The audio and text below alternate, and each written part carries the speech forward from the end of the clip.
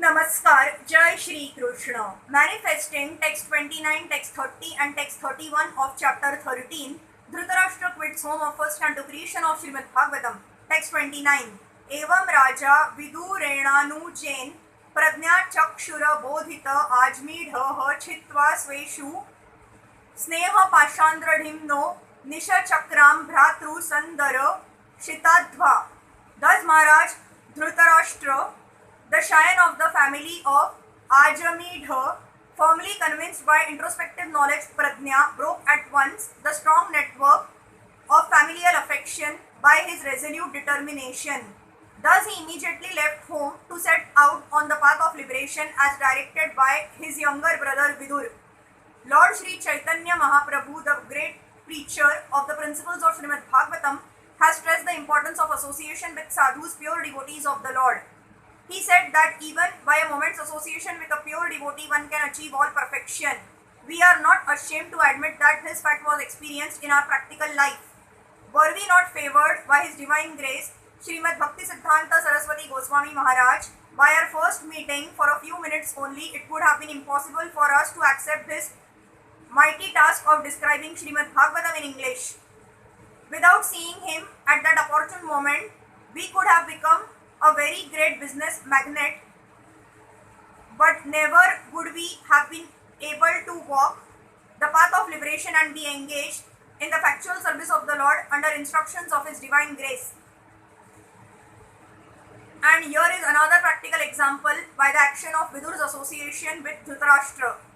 Maharaj Dhritarashtra was tightly bound in a network of material affinities related to politics, economy and family attachment, and he did everything in his power to achieve so-called success in his planned projects, but he was frustrated from the beginning to the end so far as his material activities were concerned. And yet, despite his life of failure, he achieved the greatest of all success in self-realization by the forceful instructions of a pure devotee of the Lord, who is the typical emblem of a sadhu. The scriptures enjoin therefore that one should associate with sadhus only, rejecting all other kinds of association, and by doing so one will have ample opportunity to hear the sadhus who can cut to pieces the bonds of illusory affection in the material world. It is a fact that the material world is a great illusion because everything appears to be a tangible reality, but at the next moment evaporates like the dashing foam of the sea or a cloud in the sky. A cloud in the sky undoubtedly appears to be a reality because it rains, and due to rain so many temporary green things appear, but in the ultimate issue everything disappears, namely the cloud, rain and green vegetation, all in due course. But the sky remains, and the varieties of sky or luminaries always remain forever. Similarly, the absolute truth, which is compared to the sky, remains eternally, and the temporary cloud-like illusion comes and goes away. Foolish living beings are attracted by the temporary cloud, but intelligent men are more concerned with the eternal sky with all its variegatedness. Text 30. Patim prayantam subalasya putri pativrata chanu jagam sadhavi himalayam nyasta danda praharsham manasvi namiva satsam praharha. The gentle and chaste Gandhari, who was the daughter of King Subal of Kandahar Gandhar, followed her husband, seeing that he was going to the Himalaya mountains, which are the delight of those who have accepted the staff of the renounced order, like fighters who have accepted a good lashing from the enemy. Saubalini or Gandhari, daughter of King Subal and wife of King Dhritarashtra, was ideal as a wife devoted to her husband. The Vedic civilization especially prepares chaste and devoted wives, of whom Gandhari is one amongst many mentioned in history.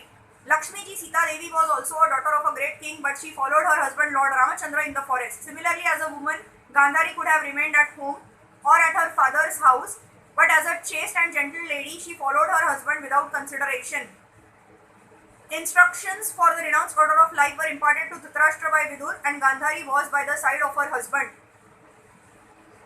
But he did not ask her to follow him because he was at that time fully determined, like a great warrior who faces all kinds of dangers in the battlefield. He was no longer attracted to so-called wife or relatives, and he decided to start alone. But as a chaste lady, Gandhari decided to follow her husband till the last moment. Maharaj Dhritarashtra accepted the order of Vanaprastha, and at this stage the wife is allowed to remain as a voluntary servitor, but in the sannyas stage no wife can stay with her former husband. The sannyasi is considered to be a dead man civilly, and therefore the wife becomes a civil widow without connection with her former husband. Maharaj Dhritarashtra did not deny his faithful wife, and she followed her husband at her own risk. The sannyasis accept a rod as the sign of the renounced order of life. There are two types of sannyasis. Those who follow the Mayavadi philosophy headed by Shripad Shankaracharya accept only one rod, Eka Danda. But those who follow the Vaishnavite philosophy accept three combined rods, Tri Danda. The Mayavadi sannyasis are Ekadandi Swamis, whereas the Vaishnava sannyasis are known as Tridandi Swamis, or more distinctly Tridandi Goswamis, in order to be distinguished from the Mayavadi philosophers. The Ekadandi Swamis are mostly fond of the Himalayas, but the Vaishnava sannyasis are fond of Vrindavan and Puri. The Vaishnava sannyasis are Narottamas, whereas the Mayavadi sannyasis are Dhiras. Maharaj Dhritarashtra was advised to follow the Dhiras because at that stage it was difficult for him to become a Narottama. Text 31. Ajata Shatruha Kruta Maitro Hutagnira Vipran Natva Tilago Bhumi Rukmaiha Gruham Pravishto Guru Vandanaya Na Chapashayata Pitarau Saubalim Cha. Maharaj Yudhishthir, whose enemy was never born, performed his daily morning duties by praying, offering fire sacrifice to the sun god, and offering obeisances, grains, land, cows, and gold to the Brahmanas. He then entered the palace to pay respects to the elderly. However, he could not find his uncle or aunt, the daughter of King Subal. Maharaj Yudhishthir was the most pious king because he personally practiced daily the pious duties for the householders. The householders are required to rise early in the morning, and after bathing, they should offer respects to the deities at home by prayers, by offering fuel in the sacred fire, by giving in charity to Brahmanas, land, cows, grains, gold, etc., and at last offering to the elderly members due respects and obeisances. One who is not prepared to practice injunctions prescribed in the Shastras cannot be a good man simply by book knowledge. Modern householders are practiced to different modes of life, namely to rise late and then take wet tea without any sort of cleanliness and without any purificatory processes as mentioned here. The household children are taken to practice what the parents practice, and therefore the whole generation glides towards hell. Nothing good can be expected from them unless they associate with sadhus. Like Dhritarashtra, the materialistic person may take lessons from a sadhu like Vidur and thus be cleansed of the effects of modern life. Maharaj Yudhishthir, however, could not find in the palace his two uncles, namely Dhritarashtra and Vidur, along with Gandhari, the daughter of King Subal. He was anxious to see them and therefore asked Sanjaya, the private secretary of Dhritarashtra, Hare Krishna,